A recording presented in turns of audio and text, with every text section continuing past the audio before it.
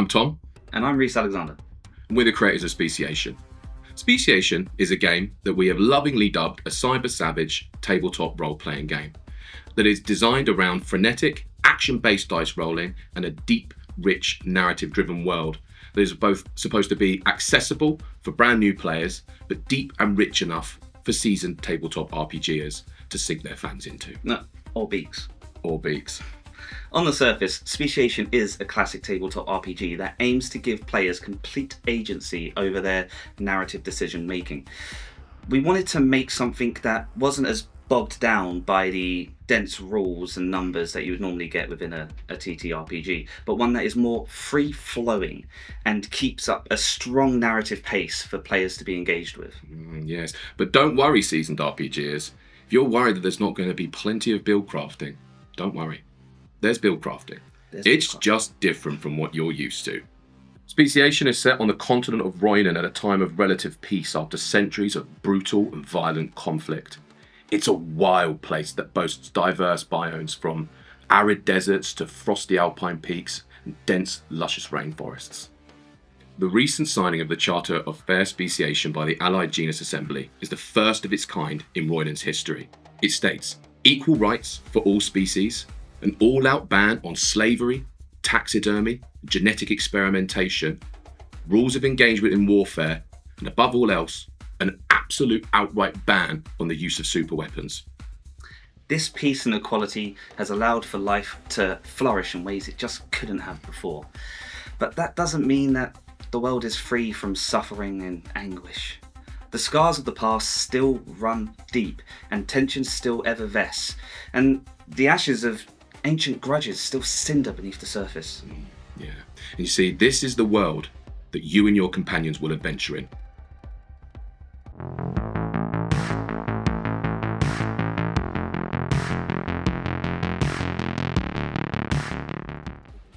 First thing you do when you sit down at the table, start a brand new campaign is Character creation. Character creation. In Speciation, we don't want you to just make a character. We want you to forge an identity based on your genetic traits, lived experience, and that character's player history. We don't want you to just have like a mask for your meta stat builds. We want you to create a personality that is a conduit for your decision making within the world of Roinan.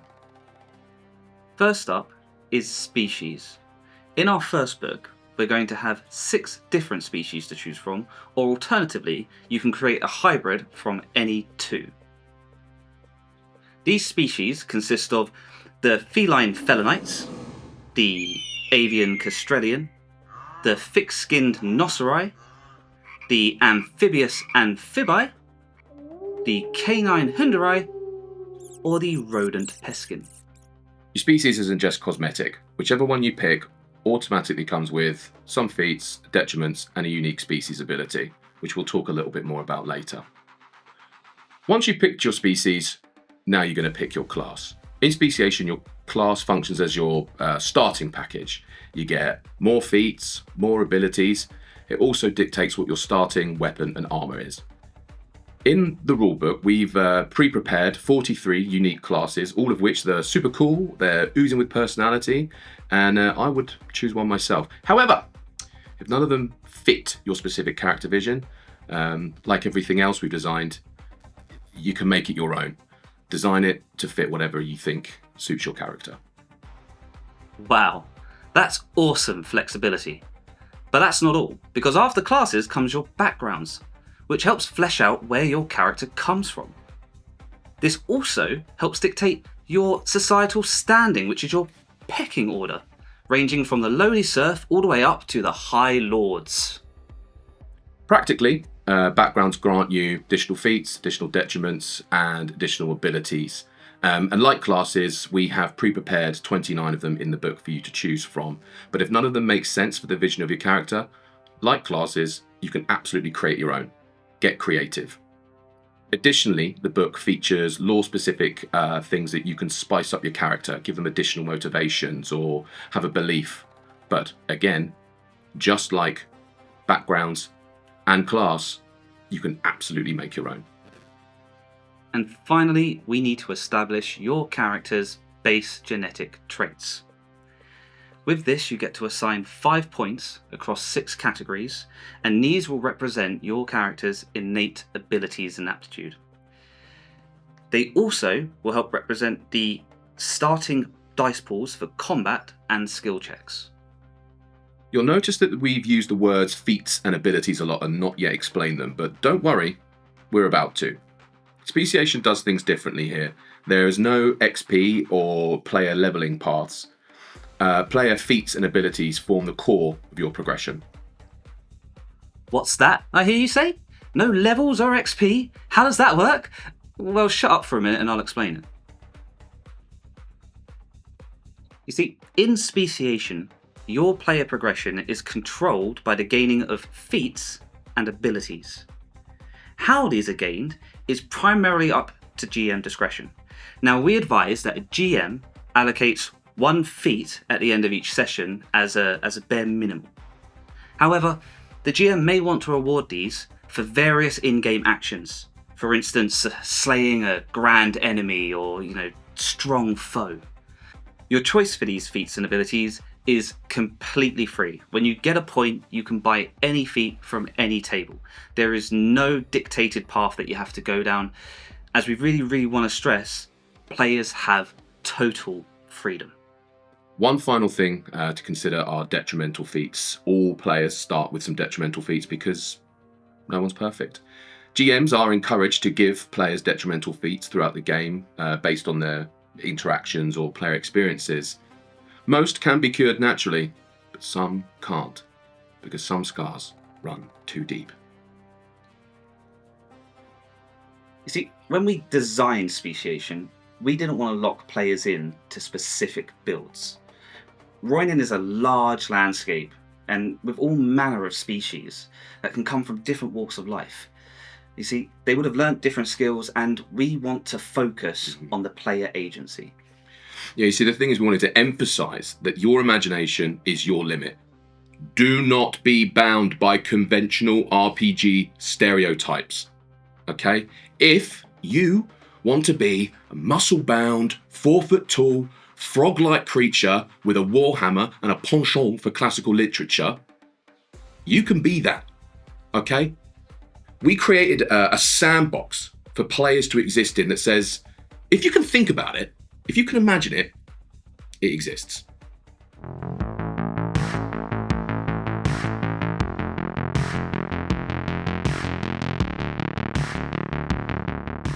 One of the main inevitabilities in any great RPG is, of course, combat. And in Speciation, we call this dice duels. And here's how it works. Combat and skill checks is another big deviation from Speciation. In other TTRPGs, we think combat can feel a little slow. And we think that sometimes players can be put off of decision making that they think their character might make just because they want to avoid 3 hours of combat. In Speciation, we want combat to feel fast, frantic, and narrative driven. We have a unique dice dueling mechanic that represents the ebb and flow of combat. It's like you're living out an action sequence in a movie, and your GM describes the scenes as the dice roll out. Here's how it works. A combat round is broken down into 4 core steps: initiative, targeting, free actions, and dice duels. Starting with initiative. Initiative in our game doesn't dictate a turn order. In fact, all it really does is represent who's faster to complete their actions. Your initiative is generally determined by rolling a d6 and adding your instinct value. In targeting, you declare who you are attacking. Now, if it becomes a 1-on-1, that is a dice duel. If it's 2v1 or more, it becomes a skirmish. There is, however, a tactical element when it comes to targeting. Which brings us to the free action step. If you manage to avoid being targeted, you can choose to make a free action which is resolved with a skill check. Let me give you an example. Maybe you can choose to distract your enemy, which mechanically in-game, if you pass the skill check, will remove a dice from the enemy's dice pool. But narratively, how did you distract them? You tell us, describe what you did, give details. We want players to be able to describe their most epic fantasies. So once all available free actions have been resolved, we come to the main event, the dice duel, which means we need to build our combat dice pools. So we'll look at the weapon we're wielding, see what genetic trait it aligns with, and then add any feats and modifiers to the pool. I, for instance, have a Warhammer, which is associated with power, and my power is 4. But I also have the Ardor's Nails feat, and that gives me a +2, which would give me a total pool of 6. But you are currently flanked by 2 enemies, which in the game subtracts 1 from your current dice pool. So that would make your final dice pool 5. Once dice pools are established, that's when the duels happen. There might be multiple duels to resolve depending on how targeting happened. In our example, Reese is being flanked by 2, and this is a skirmish. And there's another dice duel happening 1-on-1. They happen one at a time, but thematically, combat's all happening at the same time.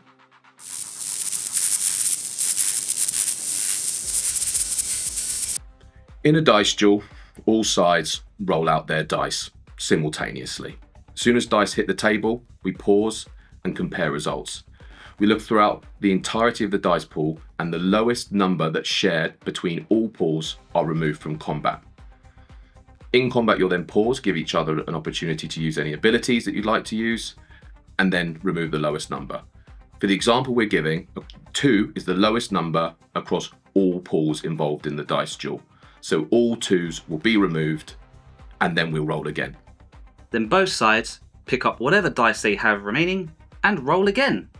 We rinse and repeat this until one side is completely out of dice. It creates this rapid fire tension where dice come and go, which in-game represents you swing a punch and your opponent manages to duck it, but you get hold of his clothing and you drag him backwards, and one of your other colleagues picks up a chair and smashes it over the back of the head.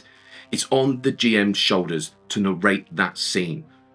That's what Speciation is all about. The loser will be -1 resilient point and have to roll on the relevant damage table. This is decided by the weapon damage type. Now the results of this can vary. Anything from something slight like a damaged ego or being a bit sad, all the way up to having a broken jaw or losing a limb. It's worth noting that the table represents the impact in-game of that damage, but you can create the description of how that damage occurred yourself. The suggestion in the book is merely just that, a suggestion. Yeah. You see, we don't have hit points in Speciation. Your resilience represents your will to fight. If you lose all of your resilience, you hit a state what we've called moribund, which means you have to roll your d20 and roll on the damage table for fatality. You could become paralyzed, you could lose a limb, or worse. You see, we wanted combat in Speciation to feel brutal. We want players to feel the weight of consequence. Dice duels is predominantly luck in how the dice roll, but with your abilities and items and use of free actions is your strategy. That's how you can gain advantage of a combat situation.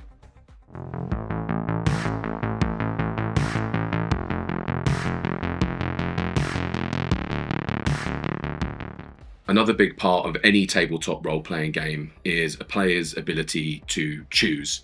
And this is how your intention and your actions translates into the mechanics of the game. In Speciation, we've called this actions and skill checks. Actions and their subsequent skill checks is how we govern every other bit of decision-making in Speciation. In the rulebook, we have a comprehensive list of actions and their specific genetic traits that they roll against. But it's up to the players to choose what they do. Speciation is a world that is only limited by your imagination. When you have declared that you're going to make an action, the GM will assign a difficulty, and you have to essentially roll above the given difficulty in order to succeed. Look, why don't we just show you? Your party has infiltrated the study of infamous hybrid trafficker Pylon Rengerstraus and have come across a beautiful little wooden ornate locked chest.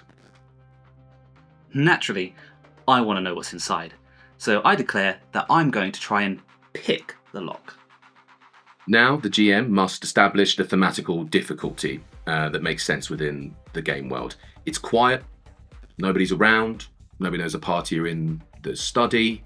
It's a relatively simple locking mechanisms. So as the GM, I establish the difficulty threshold of 3 or higher, and I want to see that 4 times. In game, we call this difficulty 3, 4 times. Just like in combat, I now have to gather my dice pool for the skill check. Now lockpicking is based off agility, and my agility is 3. I also have acrobatic, which is going to give me a +1 to the skill check, as well as master thief, which is going to give me a +1 to specifically lockpicking. That gives me a total of 5 for my dice pool, which I will then roll against the difficulty. Successful dice of 3 or higher are continue to be rolled, and anything that's below that are considered failure and removed from the skill check. And you just keep on going until you pass or fail. See, one of the strengths of our skill check system is that anyone can have a go at anything. You could pass a skill check with just 1 dice. See, my esteemed friend here could have just had 1 dice and rolled 3 successful passes, one after another.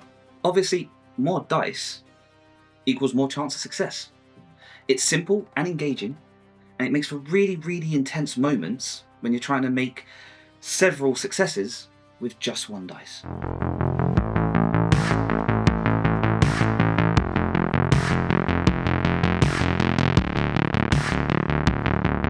Because our dice duels aren't turn-based, we get this question a lot. What if I'm hiding on a rooftop with a sniper and want to take down my enemy that way? Or I'm stealthed and want to sneak up with a silent takedown? Well, a lot of players wonder, why would we roll for combat if my opponent is unaware that I'm there? Short answer is, you don't. In Speciation, if you want to take an aggressive action towards an unaware opponent, this is governed by a skill check. In the rulebook, this is called a takedown or a stealth takedown. So let's look at a stealth takedown. Now I want to sneak up and subdue a guard by hand. The GM will set the difficulty. Now I'm playing a heavy lumbering Nosserai with a very low agility. So the GM dictates that this is going to be quite a difficult check, making it a difficulty 5 times 3. If you roll your pool and get your 3 successes at 5 or higher, boom. You take out the NPC silently. It's clean and narrative driven.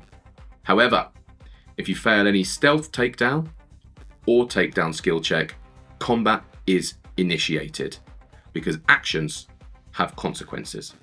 So let's go back to the example of a stealth takedown using a sniper rifle.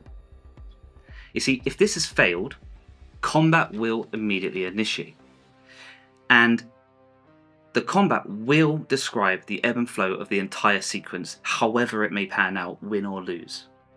So to explain this a bit better, it could be the case that the sniper is taking shots at the enemy. So if the sniper wins, it may be that you took the first shot, they then ducked, they then moved out the way, they tried to get to cover, but overall you then managed to hit them and the GM can move forward with any positive consequences that may be.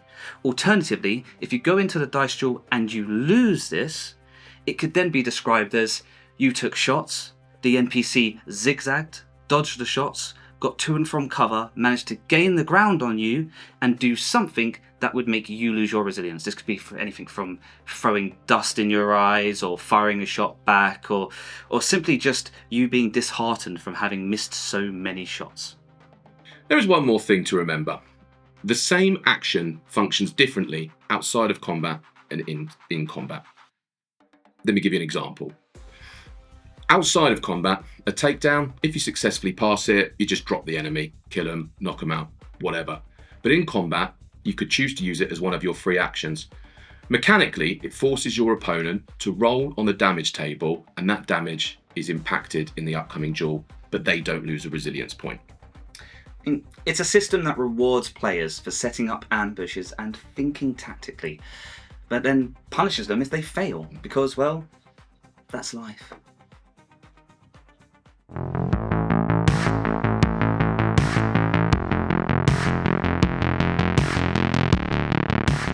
So far, we've built our characters, we've learned how to fight and take actions, But there is a harsh reality in Roynan, and that is that your gear is going to break. A lot. You see, with Speciation, we wanted to make crafting relevant. Weapons shatter if you lose a dice duel. Armour cracks, and items get consumed upon use. That is why our crafting system is vital to your success in Speciation. Here's how it works. Let's start with the basics, components. In Speciation, you gain these from scavenging, breaking down items, or buying them from vendors.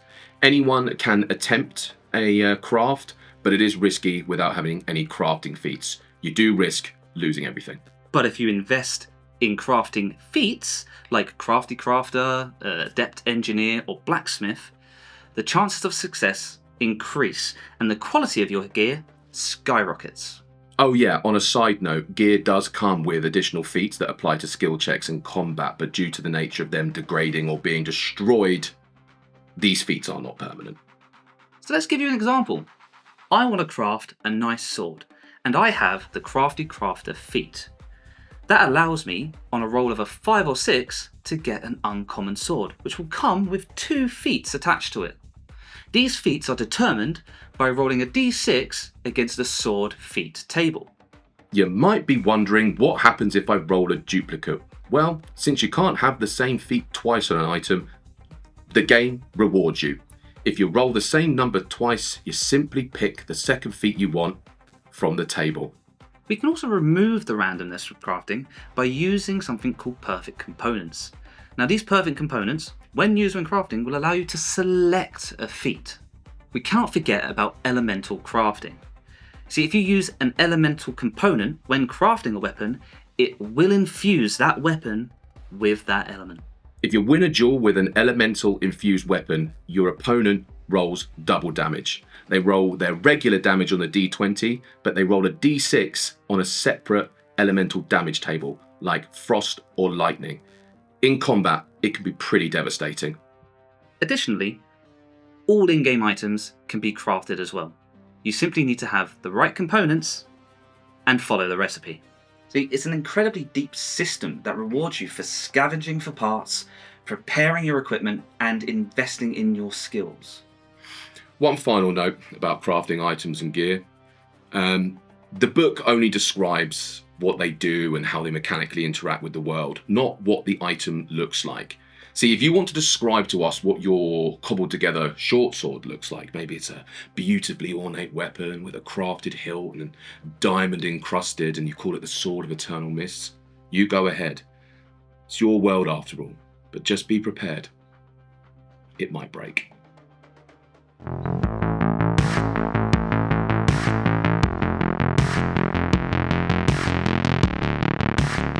We want to address some concerns that we've seen in the comments about speciation and our use of AI-assisted artwork in the design of the book. Right. We hear you, and we completely understand where you're coming from, but I want to be perfectly clear. I am the artist, and all of the work is AI-assisted. I do paint.